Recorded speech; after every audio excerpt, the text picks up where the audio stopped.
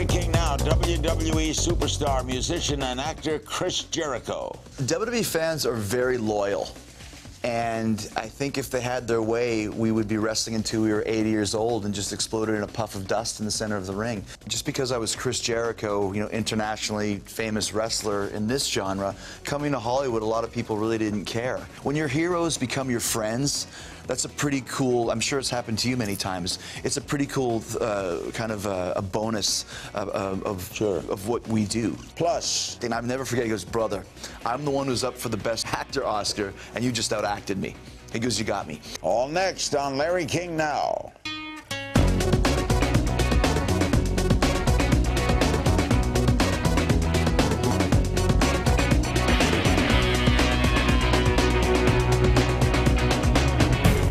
Welcome to Larry King Now, our special guest, Chris Jericho, the acclaimed wrestler, musician, actor, author, host, and television personality. Also delivers newspapers. He's the first ever WWE Undisputed Champion, as well as the lead singer of an internationally famous rock band, Fozzy, with a new web series, But I'm Chris Jericho, airing Tuesdays on butimchrisjericho.com and Action's YouTube channel. You're everywhere. What is your purpose in life? What do you want to be? Everything? Like you said, delivering newspapers, have a bake sale down the street, a lot of things. It all stems from when I was a kid. I wanted to be in a rock band, and I wanted to be a wrestler. Those are my two dreams, and I never saw the difference on why I couldn't do one or both of those things. Both entertainers, both creative forms of expressing myself. So all the things that I do still fall under that umbrella of being creative, and it all kind of expanded. I mean, wrestling is pretty much acting. Singing, you have to commit. Anything that you do, radio, you have to commit and make a connection with the audience. And if you can do that, you'll have a fan base. You're a natural. Well, yeah, well, you are. Okay. How did the idea for But I'm Chris Jericho come about? In 2005, I left the WWE to come to LA to study acting and to start breaking into this world. And I realized pretty quickly that just because I was Chris Jericho, internationally famous wrestler in this genre, coming to Hollywood, a lot of people really didn't care. So I'd be in a casting room with 10 other people that looked just like me to read one line for CSI Sheboygan. This water is cold. Thank you, next. And it's like, but I'm Chris Jericho, that's all I get? Don't I get another chance? So I thought, wouldn't it be interesting if Jericho got blackballed from wrestling and had nothing else but to get into acting, but had to start at the bottom of the food chain. That's the premise. And I wanted to make it almost like a Christopher Guest mockumentary, almost a Curb Your Enthusiasm type of a thing. So we started I wrote with a friend of mine in Toronto. We wrote the pilot, wrote a bunch of scripts, and then went and did the pitching thing. And no one ever really bought it, which was fine. And so I kind of forgot about it. And then about a year and a half ago, the guy called me and said, I sold the show. And he said, but I'm Chris Jericho. I was like, you're still working on that? Where does it air? It airs, it's in Canada. We made it in Canada. It's a production company up there. It's butimchrisjericho.com or on YouTube. And as we were just discussing, that's the wave of the future, is to do things, these web series or, your show even, podcasts. Yeah, so this is a sitcom, right? It's a sitcom, yeah. It's exactly. You tape it weekly? Well, we did 10 episodes, and we filmed them in January, did 10 episodes in 5 days, so it was like guerrilla filmmaking, and now that's the first season, so it's 10 shows. All right, what we're going to do now is show you a clip from good concept, But I'm Chris Jericho. Watch. Some of you might notice that we have a new one here, a new eager student. What's your name, eager student? Hi, my name is Chris Jericho. Chris Jericho. What a musical name. What a historical name. Jericho. The walls of Jericho. Tell me something, Chris Jericho. If I blow your horn, will your walls come tumbling down? I don't think so. Give it time. You're comfortable with comedy? Absolutely, absolutely. And the thing that was so cool about, well, he's great. I mean, he's Scott Thompson, Kids in the Hall, one of the most famous comedians in Canada. So because we had tapped into the Toronto market, we had all these great comedians that came to work with us. But I mean, comedy's always been a part of the Y2J character in the WWE, something I've always been into. And I think growing up in Canada, we always have a different sense of humor there because Canadian humor is a little bit bizarre. And we also had a really big English influence with the BBC shows that played on the CBC in Canada, which, you know, Monty Python and Fawlty Towers and Blackadder. So I've always been into kind of the other side of comedy, not like the slapstick, how are you, but more of the subtle type stuff. You study with the Groundlings? I did study with the Groundlings, yeah. Is that a big help? It was a huge help. And it's funny, I was there in 2006 and 2007, I worked with them, and they said, like, have you ever taken improv classes before? Because you're doing a great job. But what I had done, I never had, but what I had done is, you know, I used to work with The Rock or Steve Austin, and at the end of our matches, we would do 10 or 15 minutes of improv just for the fans in the arena, just to give them something fun before they went home. So we were doing improv every night, and it was, you know, Austin is a funny guy, Rock is a funny guy, and I was kind of the perfect straight man, like the bad guy, kind of the frumpy guy that was always kind of being the butt of their jokes. But it was fun. Improv is a team sport. You work together, like tennis, you bat back and forth. Right. And once you can figure that out, improv is actually a lot of fun to do. So when I hit the Groundlings, it was kind of a natural progression from what I was already doing in the WWE. Were you ever funny while wrestling? Yeah. Did you do antics always while fighting? Yeah, always. I mean, maybe not while fighting, but, you know, the promos leading up to the matches, I was always doing, you know, gags and showing, like, sight gags on the screen, putting people's heads on top of, you know, whatever I was. If you're a jackass, I'd take a donkey and put your head on it. Wrestling fans always loved that side of Y2J, like the babyface, good guy Y2J always had a real comedic element to me, which is just, I think the best characters in wrestling are the natural extensions of your real personality. So if you take that natural personality and turn it up to 11, you'll have a very successful character. So you obviously weren't a villain. I was a villain. Really? In 2000, for a lot of my career I was, but 2008, 2009 I was one of the most hated villains in the company. Why would a humorous guy be a villain? Well, you just turn it, you know what I mean? It's like, it's like, you know, the time comes when you become stale in a certain role that you want to change and grab fans' attention, you know, by switching sides, so to speak. And it all boils down to the basis of acting. What I learned when I was studying is committing. If you commit to something, people will believe it. And that works for acting, works for wrestling, works for comedy, works for music. So by committing to being the bad guy, I had people attacking me on the streets all the time, literally. There's kind of a genius to the WWE, isn't there? I mean, as an entertainment form, the way they come up with all these characters. Of course there is. Beating up on each other, yet they're friends. Well, but it's still, I mean, you're playing a part, you know, it's show business. I But mean, does the crowd know it, do you think? they do, but they don't. Explain that. Okay, when Anthony Hopkins walks down the street, he doesn't wear a straitjacket and eat people's livers with a fine Chianti. Right. He played Hannibal Lecter in a movie, and then he's Anthony Hopkins on the street. Because I'm Chris Jericho on the street and Chris Jericho on the show in wrestling, sometimes people don't understand the difference. And sometimes people really think that I'm the biggest bastard on the block. So willing suspension of disbelief. it's suspension of disbelief, and not understanding that this is a show. Chris will tell us about his feud with Mickey Rourke right after this. We're back with Chris Jericho, whose goal is to be everywhere at all times. Okay, you and Mickey Rourke both appeared on my old show, Larry King Live. That was in 2009. He was promoting The Wrestler. What led to the feud? Well, what happened was, Vince had worked a deal with Mickey to do something at WrestleMania, possibly a match against me. Vince McMahon. Vince McMahon.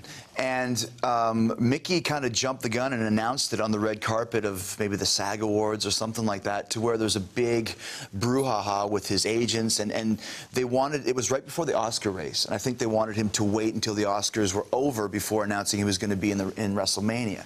So as a result, because he jumped the gun, they had him pull out of WrestleMania to kind of not hurt his Oscar chances or whatever. So I was given the mission from Vince McMahon to do your show and to try and goad Mickey into doing the match. Like, see if you can still convince him to do it. Because Mickey wanted to do it, but his people didn't. Yeah. So when Mickey was on your show talking about The Wrestler, amazing performance, he did a great job, and then I came on the show with the specific intention, once again, of committing to playing this bad guy and to see if I could push him far enough to be like, screw this guy, I'm going to do the match anyway. So what happened? What happened was, I was really like, you know, Mickey, I appreciate what you did in The Wrestler, but I don't respect you. If you came into my world, you know, I'd kick your ass and that sort of thing. And he was like, yeah, I understand, brother. And like, you made a mistake by challenging me.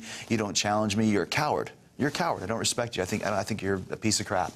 And you could see him slowly steaming, like out of his ears, like, whee! And he was getting really mad, and he said, you know, wrestling's not my thing, but if it was a bare-knuckle fight or a boxing match, and I was like, oh, boxing match, a bare-knuckle fight, okay, let's do a bare-knuckle fight at WrestleMania. Jericho versus the coward, Mickey Rourke. But I never told him, even you were like, Chris, come on. And I'm like, Larry, you know I'm not like this. And I was like not letting him off the hook, and I got him really angry. So fast forward about a month, and he ended up being able to do something at WrestleMania, just a little bit of a thing at the end where he was going to come in the ring after the match was over with other people and then punch me in the face and knock me out. So I go down to the ring for rehearsal the night before WrestleMania, and Mickey's in the ring, and someone had told me, Mickey's really mad at you. I was like, why? Because he thinks what you did on Larry King was real.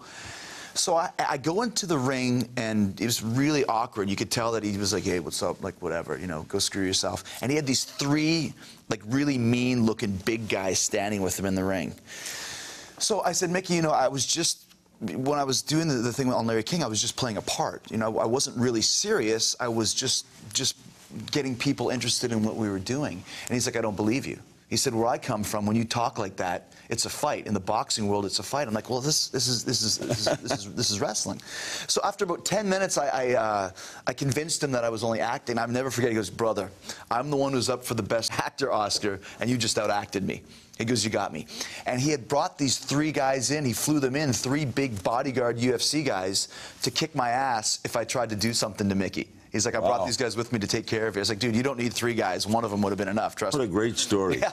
And after that, we were best friends. He gave me all these acting books, and he was like, yeah, he was really a cool guy. Tell me about Fozzy. How did that come about? Once again, when I was a kid, I wanted to be in a rock band, and I started playing in bands when I was 12, and always played in bands. It's just what do you play? Singing. I played bass too, bass guitar. Huge Beatles fanatic. That was kind of the first band that ever kind of interested me. And so I continued to play music even when wrestling took off first, when I was 19. And then when about 13 years ago, I met a bunch of guys, and we put together this band. And it was cool at first, kind of a part-time thing while I was wrestling. But over the last 4 years, we've made it a full-time gig, and it's just shot through the roof. We've done, on this last tour, we've done 17 countries. We've done over 150 shows. Our record debuted at #1 on the Billboard Heat Seeker charts. And the biggest problem was that a lot of people had a problem with me being in a band because I was the wrestler guy. You know, if you're a wrestler, then you can't possibly sing. And they're two separate things. It's not like we ever sang about body slams and jumping off the top rope. You know, it's a real... How did you name it Fozzy? We started off as a cover band, doing like kind of 80s, we call ourselves Fozzy Osbourne. And that was just kind of a fun thing that we did. And then we got a record deal right off the bat because of who was in the band, so we just dropped the Osbourne. So now what's your priority? For the last 3 years, Fozzy's been the priority. I've been wrestling less and less because, you know, I kept myself open to all these opportunities that came through my door if I thought I could do them, like But I'm Chris Jericho, like writing books, like Fozzy. And wrestling, working in the WWE is almost like show business boot camp.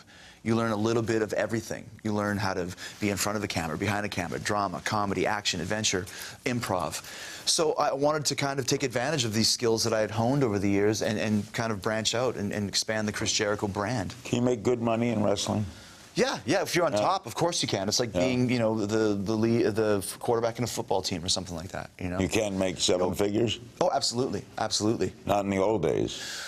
Not in the old days, no, but I mean, that's one thing that Vince McMahon has done over the last 20 years. He's kind of really made this a worldwide phenomenon. It's part of the pop culture fabric at this point in time, you know, so you can make really good money, and it's worldwide prominence, worldwide, you know, fame. And even though it's acting, you can get hurt. Absolutely. I mean, it's a live stunt show, you know. You really can get hurt, and you do quite a bit, but still, it's show business. More with Chris Jericho, quite a guy. Right after this, don't click away. We're back with Chris Jericho. He stars in his own sitcom, But I'm Chris Jericho. His band is Fozzy. He's the wrestler, musician, actor, author, host, and television personality. I want to give you a quote you said. You said, I can post a picture of me and the Pope on Instagram or Twitter, and the first 3,000 comments will be, when are you coming back to WWE? Explain that. WWE fans are very loyal. And I think if they had their way, we would be wrestling until we were 80 years old and just exploded in a puff of dust in the center of the ring. Sometimes they get mad when I leave for periods of time to work on these other projects, or are still constantly always wanting me to come back. And that's what I'm saying. It doesn't matter what I do. I'll take a picture with you and I after, and I'll post it, and we can sit there and watch. In the first 10, 15, they'll be, when are you coming back? When are you coming back? Have you had any scary things happen with fans? Well, yeah. I mean, when we were talking about how I was the big bad guy in 2009, I got attacked in a parking lot in Victoria, BC, by a group of fans. It was like The Walking Dead, except for they were wrestling fans who believed that I was the biggest son of a bitch on the planet because I had been doing all these dastardly things on TV. What did you say to them while they were attacking? There was nothing I could say. I had to start swinging. I had to start throwing hands and push them to the ground. The security was kind of standing around, you know, like rent-a-cops, just dummies. So I'm literally fighting girls, guys, everything in between. Crazy. Very crazy, very crazy. And then there was actually a video posted of me pushing one of the girls out of the way after she was like trying to punch me in the genitalia, and I shoved her. And of course, that was the video that made it. I was public enemy #1. Miss Grace was all over me for that. You're also a two-time New York Times best-selling author. You wrote in 2007 A Lion's Tale Around the World in Spandex, and 2011 Undisputed How to Become the World Champion in 1,372 Easy Steps. Now you're writing a third book. Yeah. What's the title of that one? That one, I'm not sure exactly what it's going to be yet, but it'll definitely, as you can see by my titles, I never take myself too seriously.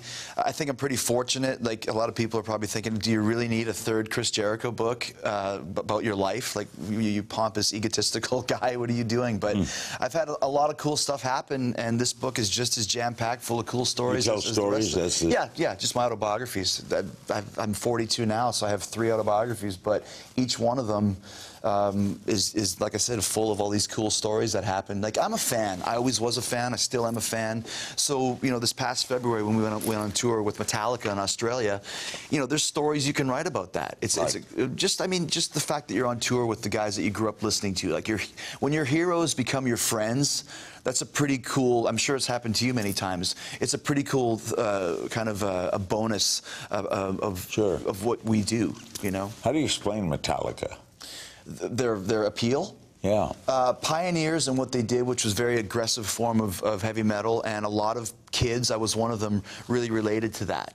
It was heavier than what anything else was going on. No one else was doing it, and it gave you a place as a kid to take your aggressions out without having to do anything really evil. What kind of band is Fozzy? We play very heavy riffs with very melodic choruses with a lot of harmonies. Like, if Metallica and Journey had a bastard child, it would be Fozzy. Speaking of drama, do you want to play drama, by the way? You want to do serious? Yeah, I like doing stuff that's outside the box. You know what I mean? Like, if you think, oh, Jericho's the wrestler, he's going to be doing raw action stuff. I like the comedy side of things. I like, but I'm Chris Jericho. I'm the butt of the jokes. And I would love to do some dramatic stuff as well. And that's kind of the next step of what I want to do. There were some recent comments made by the chief operating officer of WWE Triple H in regards to you. Triple H cut a promo of WWE Superstar Daniel Bryan and grouped him with a few wrestlers, including Jericho, and said they were talented stars who made it, but were never the guy for WWE. What is the guy? Well, there's not too many guys that ever were the guy. You're looking at Hulk Hogan, The Rock, Steve Austin, John Cena, those type of guys. The face of the company that are kind of the company kind of is on the superstar. Yeah, the super top stars. Like, I'm a top star. I'm a big name, but I'm not at that level. There's only been a few. You know, how do you get to be that? Just a combination, I think, of doing something different, of connecting with the fan base. I mean, WWE has gone PG-13, kind of scaled back on some of the risque things, and John Cena was a very clean-cut type of a guy. What is he? So a lot of kids were getting involved in, so he was the perfect role model for them. So it depends, you know, sign of the time. Steve Austin came around in the Attitude Era, early 2000s, when it was all about drinking beer and flicking your boss off. I mean, who doesn't want to do that, you know? So do the top stars get jealous of the superstars? No, because we all worked together. Like, I was never the guy, but I was the guy that worked with the guy. So, you know what I mean? So you were the second guy. Yeah, exactly. I'm the one who helped those guys get to that level, which is a great job. Tony Randall in the Rock Hudson movie, right? Yeah. Exactly. That's right. Did you wrestle Hulk Hogan? Did you wrestle? I did wrestle Hulk Hogan in about 2002. He came back to the WWE, and once again, when your heroes become your friends, Hulk Hogan was my hero when I was a teenager, and to get to the point where I'm calling all the match, calling all the shots, telling him what to do, and he's trusting me because he knows I'm going to make him look good. That was a pretty cool time. Do you ever, in this show of shows, ever really at times get mad at an opponent? Once in a while you'll get mad. We call them stiff shots. You know, we're working together, but if you get hit in the face once or twice where it really gets you, sometimes I got a bad temper when that happens, so you might throw a stiff shot back even though you know it was just an accident. But one or two in a row, sometimes you're like, F this guy, you know, I'm going to give him one back. But we're all working together. I got it. Yeah. It's a performance. Absolutely, it's a show. Chris will answer your social media questions. We'll play a game of If You Only Knew when we come back. We're back with a very talented Chris Jericho, and we have some social media questions for you. Y2J Jessica wants to know who's the funniest person you work with on But I'm Chris Jericho. It was a great cast, but probably Scott Thompson, who we saw in that clip. He's funny. He's very funny. The Kids in the Hall, legendary Canadian comedian troupe, and to be in there with him and to have to stand toe-to-toe and keep my head above water with him was a challenge, but it was really funny. At Slow00118 wants me to ask you about the drive-through incident in Kentucky with Jim Cornette. Back in the old days, the early 90s, the old days, there was, people used to tape trade a lot. There wasn't really internet videos, and there was this famous video. I was in the back of a van, and we went through a Dairy Queen, and we had ordered a bunch of food, and they didn't make the food because they thought we were joking because we were wrestlers and wanted like 18 burgers, and then the guy, Jim Cornette, who's a famous personality in wrestling, was so angry that he tried to crawl through the driver's side window in through the drive-through window and attack this poor girl, and like Beckley, West Virginia, or some little dumpy town like that. But it became like that version of an online sensation, but it was a big tape trading sensation. Matt MC Lock-In Lynn on Facebook asks, how much of Chris Irvine is in the Y2J character on WWE? Well, I mean, my real name is Chris Irvin, yeah. So, I mean, like I said earlier, the best characters are your own personality turned up to 12. So there's quite a lot of me inside of Chris Jericho, but Chris Jericho I mean, Chris Irvin is dad, is husband, stays at home with the kids. Yeah, 3 kids. Chris Jericho is anything else. When I'm on your show, I'm Chris Jericho right now. You're Chris Jericho now? Yes. In performance. Different versions, exactly. Alan Siricki on Facebook posts, do you have plans to do more feature films? I would love to. I mean, it's kind of the one thing that I would like to do more of. I've been playing a character my whole life, you know, the Y2J character, Chris Jericho, like we just discussed. So I would love to kind of do more acting for sure. But I'm Chris Jericho is a perfect example to show, like, hey guys, this is kind of an example of what I can do. At Jess Berkowitz tweets, what was your favorite moment of the Attitude Era in WWE, the Attitude Era? Probably for me, WrestleMania 19 versus Shawn Michaels. It was probably the best match that I had, and probably the really great angle that we did in the Attitude Era. And at Matlock Jab tweets, will one of the But I'm Chris Jericho episodes reference the strange Kentucky people video you cryptically reference occasionally? A lot of Kentucky questions. We used to go to these small towns in Kentucky, and people would give you presents. And one time someone gave me a tape of my matches, but it wasn't my matches. It was this weird family that they lived up in the mountains of Kentucky, strange Kentucky people, kind of dogs living in cars, and kids crab walking around. And on the wall there was a picture of Jesus and the Rock and Roll Express, who was a famous wrestling tag team, so it kind of summed up what kind of a family they were. I get it. All right, if you only knew, we play a quick game. All right. First girl you ever kissed? Tammy Dew in band camp, grade 8, 1985. Whatever happened to Tammy? I never saw her again. It was a summer camp romance. I never saw her. How old were you? 13, 14. Yep. First time you wrestled professionally? October 2nd, 1990, in the Ponoka Moose Hall in Ponoka, Alberta. Did you win? It was a draw, 10-minute draw. First time you sang in front of an audience? High school. The first gig I ever had was at, why do I remember this stuff? It was called Flipside, a teenage nightclub in Winnipeg, Manitoba, Canada, 1987. Favorite wrestler to work with? Shawn Michaels. You have an embarrassing in-the-ring story. 3 books worth. Go buy the books, you cheap bastards. Toughest opponent to face in the ring. Toughest as far as strong style, some of the guys in Japan would really try and beat you up and take advantage of you, so it was more of a real actual fist fight when you're some of those guys back in the early days. When you're on tour with Fozzy, what's your favorite city to go to? London, Sydney, LA, and New York. Where do you live? I live in Tampa, Florida. That's where my son lives. Oh. 3 things you'd want on a deserted island. Food, a boat, and my iPod. As an instrument you wish you could play. I was always obsessed with guys like Paul McCartney and Sting that could play any instrument, those type of virtuosos. I could Piano, play guitar. everything, you know, lute, mandolin. Lute. Hardest hitter in the WWE. Sheamus. That guy would kick the crap out of you, but in a good way. Person you've been most excited to meet in your career. James Hetfield, Ozzy Osbourne, and Wayne Gretzky. Just saw Wayne last week. Favorite band? Beatles or Metallica? Wrestling mentor? Pat Patterson, behind-the-scenes guy in the WWE. Best fan gift given to you? A car. A car? A Daewoo, yeah. Really? Guy owned a Daewoo dealership in Gainesville. Favorite chant when performing? If I'm a good guy, Y2J. If I'm a bad guy, Jericho sucks.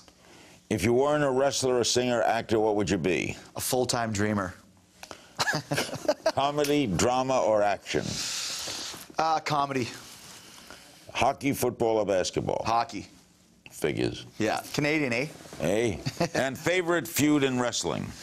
Shawn Michaels, 2008, or The Rock in 2001. Thank you, man. You're the best. Thanks, Larry. It was a blast. Chris man. Jericho. I want to thank my guest, the multi-talented entertainer Chris Jericho, and make sure you watch his new web series, But I'm Chris Jericho, on butimchrisjericho.com or on Action's YouTube channel. And look for his 3rd autobiography this winter. And remember, you can find me on Twitter at Kingstings, and I'm going to knock his block off. Hey, just acting. See you next time.